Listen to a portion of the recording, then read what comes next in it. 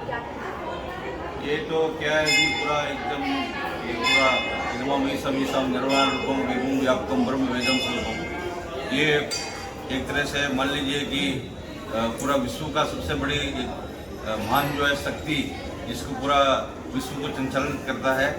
और ये एक ज्योति रूप में जो है लिंग के रूप में भगवान प्रकट हुए हैं और समस्त जीव जितने भी है संसार के अंदर में उन सबका कल्याण के लिए वो शिव बने हैं। और शिव का मतलब ये है कि समस्त जगत की कल्याण की वो सब लोगों को कल्याण करना और सबको जो है सकारात्मक जो है उनको बुद्धि को देना और अपने आप को एक तरफ अपने स्वरूप को जो है जितनी भी विकृति वाली चीज़ें हैं उनको जलाकर उनको भस्म करके अपने आप को जीवन को जो है इस तरह से व्यवस्थित करके जो है जीने का नाम ही वो शिव है। महाशिवरात्रि का पर्व आ रहा है, आप अगर बता पाए महाशिवरात्रि क्यों मनाते हैं, क्या इसकी मान्यता है या बड़ी? इस महाशिवरात्रि का कई स्वरूप है, अलग अलग स्वरूपों में। विशेष रूप से देखिए कि जो हमारे यहाँ पर ऐसा होता है कि हर एक तिथि का एक स्वामी होता है, जितनी भी तिथियाँ हैं उनका तिथि का हर एक स्वामी होता है। और चतुर्दशी का स्वामी जो शिव है और एक तरह से रात्रि का देवता भी जिसको बोलते हैं कि श्रृंगार का देवता जो है, जो प्रलय करता है पूरा संसार को प्रलय करने के लिए जो है उनका वो शक्ति जो है शिव को प्राप्त है। तो उनको क्या है कि जो अंधकार है वो निश्चित रूप से अंधकार में ही शिव का शक्ति प्रकट होती है। जब व्यक्ति का जब उसका सोच उसका जितना भी विस्तार है वो जहाँ पर शून्य हो जाता है तो वहाँ शिव की जो चेतनता है वो उसके अंदर प्रकट होती है। तो निश्चित रूप से जो ये हम लोग का एक जो शिवरात्रि मनाई जाती है इसमें बहुत से सारी चीज़ों को लेकर जैसे है कि जैसे आपने बताया भी कि भाई शिव का विवाह, तो ये भी है कि पार्वती और शिव का विवाह हुआ था, वो महोत्सव के रूप में वो भी एक महोत्सव शिव का विवाह महोत्सव के रूप में भी एक शिवरात्रि मनाते हैं। और दूसरा एक कारण है कि समुद्र जो मंथन हुआ था, समुद्र मंथन में जो 14 रत्न निकले थे उसमें से विष भी निकला था, तो भगवान शिव ने जो है उसको वो धारण किया था। तो वो भी उस समय में भी ये उस वही तिथि और वही थी। तो उस समय में क्या बोलते भाई ये चतुर्दशी, तो उस टाइम जो है वो तिथि थी। तो ये कृष्ण पक्ष का जो है फागुन विशेष रूप से जो महाशिवरात्रि है, ऐसा तो हर महीने जो है एक शिवरात्रि आती है, परंतु ये जो फागुन का शिवरात्रि है ये महाशिवरात्रि एक ही होती है कि इसमें जो है भगवान शिव जो है एक महाप्रलय भी होता है। जब पूरा संसार को प्रलय कर देते हैं, प्रलय हो जाता है, तो उस समय में ज्योति के रूप में प्रकट होते हैं। तो उसका भी खोज किया गया था कि ब्रह्मा विष्णु दोनों को गवाह बनाकर, तो ये जो है उसका आदि अंत आज तक जो है उसका पता नहीं लगा था। तो ये कई स्वरूपों में अलग अलग रूपों में उनका उदाहरण दिया जाता है और कई शास्त्रों में पुराणों में शिव पुराण में बहुत सारे जो है उनका विस्तार से वर्णन है। तो निश्चित रूप से ये अपने जो है इस रूप में शिवरात्रि के रूप में मनाया जाता है। जी महाशिवरात्रि में कैसे शिव जी की पूजा करें, कैसे क्या क्या किया जाता है, क्या उन्हें अर्पित किया जाता है, क्या तरीका?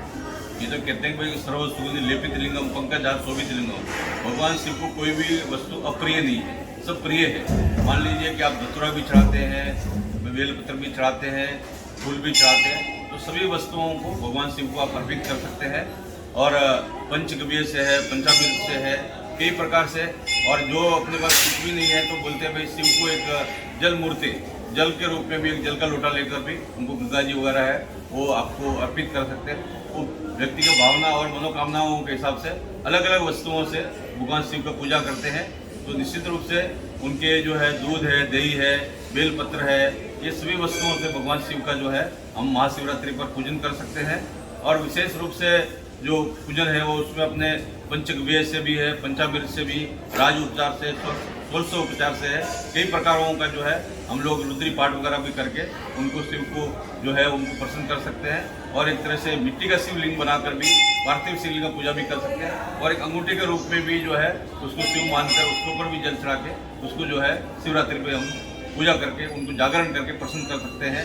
क्योंकि जागरण की रात्रि जो है वो शिव की रात्रि है। और विशेष रूप से शिव जो है जब सभी लोग विश्राम में होते हैं तब शिव जो है वो चेतन अवस्था में होते हैं, तो वो सबका उतना ध्यान रखते हैं, ख्याल रखते हैं और रक्षा करते हैं। तो निश्चित रूप से इस रात्रि में जो भी हम लोग संकीर्तन पूजा पाठ जो भी करते हैं वो सीधा शिव को प्राप्त होती है और शिव जो है सीधा जो है हम लोग को आशीर्वाद देते हैं।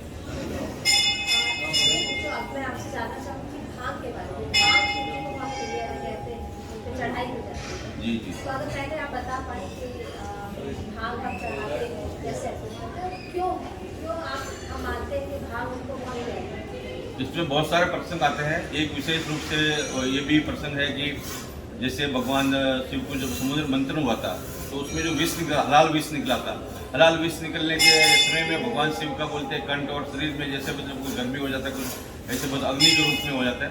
तो ये ऐसी वनस्पतियाँ हैं, मान लीजिए बेलपत्र हुआ, धतूरा हुआ, ये जो आक हुआ, ये सब जितनी भी चीज़ें हैं उनको बोलते हैं भाई जहर को मारता है। तो उनको सबको लेप भगवान का बोले, जब शिव गणों ने उनको लेप किया तो वो शांत रूप में जो है वो शांति के रूप में आए। और उसके बाद में उन लोगों को जब आपको क्या इच्छा है तो आप वर मांगो। तो इस रूप में जो है ये उस समय से परंपरा चली आई है कि दान धतूरा वगैरह है, बेलपत्र है, और मान लीजिए आकड़े के पत्ते हैं, वो जितने भी मान लीजिए कि किसी को भी अप्रिय चीज़ है कि कालम महाकाल कृपालम, तो ये जो है काल भी बन जाते हैं, काल महाकाल भी बनता है और कृपाल भी हो जाते हैं। तो उस समय में ऐसी अवस्था में उनके जो गणों ने जो उसको लेप किया, वो लेप करने के बाद में जो इनकी स्थिति बनी, तो निश्चित रूप से जो है उस समय से परंपरा हुआ कि शिव को इस चीज़ चढ़ाने से वो शिव प्रसन्न होते हैं। और भगवान शिव का जो है कि ये कि ब्रह्म मुरारी सुरसिलिंगम निर्मल भाषा जन्म दुख विनाशिंग तत्प्रणाम सदा शिवलिंगम। तो जन्म जन्मों के दुखों को विनाश करने वाले भी वो शिवलिंग है कि संचित पाप विनाशिंगम तत्प्रणाम सदा शिवलिंगम। तो जो जन्म जन्मों के पापों को भी उनको भी वो भस्म कर देते हैं, तो वो शिव में ही वो शक्ति है जी। भांग हम शिव को भी चढ़ाते हैं और वहाँ पे भी बड़ा खुश होकर भांग का सेवन करते हैं। ये एक ऐसी चीज़ है हमारे धर्म से जुड़ी हुई है, इससे आज तक बैन नहीं लगा है। इससे आप कुछ कहना चाहेंगे कि ऐसे कैसे इसका सेवन करते हैं? एक क्या है कि आम मनुष्यों को तो कभी भी जो है वो उसको भांग को सेवन नहीं करना चाहिए, क्योंकि भगवान शिव का वो तो उनको लेपन करने के लिए, उनको प्रसन्न करने के लिए वो भी उनको बोला नहीं गया है कि भाई शिव ने उनको ग्रहण किया था या पिया था। ये तो बहुत सी दंत कथाएं जो चलती रहती है। भगवान शिव ने कभी पिया नहीं, वो शिवलिंग पर और उनके शरीर पर लेपन किया था, है ना जी।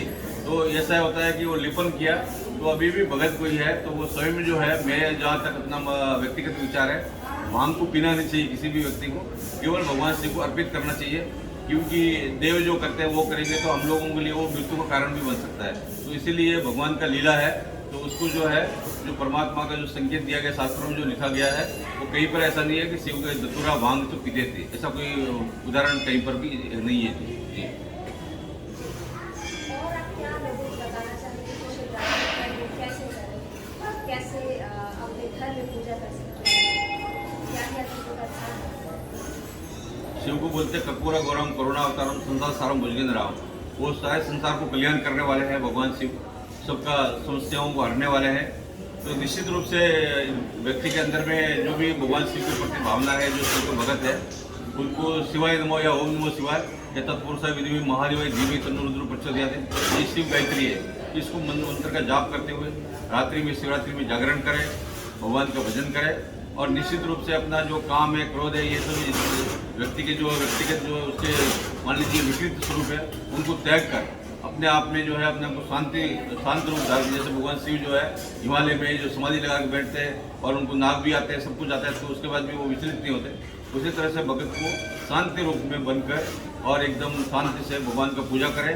अपने घर पे भी कर सकते हैं, दिवाली में भी कर सकते हैं, तो कहीं पर भी जाकर जो है भगवान शिव का पूजन करने से शिवरात्रि का अवसर भगवान शिव का आशीर्वाद मिलेगा और शिव प्रसन्न होगा। शिव को भोलेनाथ से कहा जाता है, क्योंकि शिव एक ऐसे भगवान है, ऐसे देव जो बस आप प्यार से स्मरण भी कर लेते तो उसको खुश हो जाते हैं। जी, तो शिव को तो ऐसा है कि देखिए कि उनको एकदम भोलेनाथ भी है कि कर्पूर करुणा अवतारम, वो करुणा के अवतार के रूप में भी है। और भोले है कि भाई जो भी भले लोग हैं उनका उनका भला करते हैं, उनका समाधान करते हैं। और जो भोले का मतलब होता है कि जो भाव से पूजा करने से निश्चित रूप से जितने भी प्रकार का अपने विकार है वो उनको नाश होता है। और भोले को बोला भी गया है कि शिव का दूसरा नाम कल्याण है, तो प्रत्येक व्यक्ति का कल्याण करने के लिए शिव अवतार लिए हुए। तो निश्चित रूप से उनके लिए जो है किशोर असुर नागमुनि जो है शंकर पंचरे सब है। तो जितने भी संसार में जातियाँ हैं, जितने भी अपने जो भी गंधर्व है, कन्या है, जो भी अपना कोई भी पूजन करता है, वो निश्चित रूप से कोई भी अप्रिय उनके लिए नहीं है, सब प्रिय है। तो इसलिए वो भोले जो है जल्दी प्रसन्न हो जाते हैं। और उनका देखिए कि एक भील ने शिवरात्रि के समय में एक भील जो है वो अनजाने में भी उनको बेलपत्र वगैरह चढ़ाया, पूजा किया, 4 बार पूजा हो गया। तो उसको जो है भगवान शिव प्रकट होकर आशीर्वाद देती है। तो भगवान शिव जो है बहुत जल्दी प्रसन्न होने वाले हैं और भोले हैं जो सबको भला करने वाले हैं जी।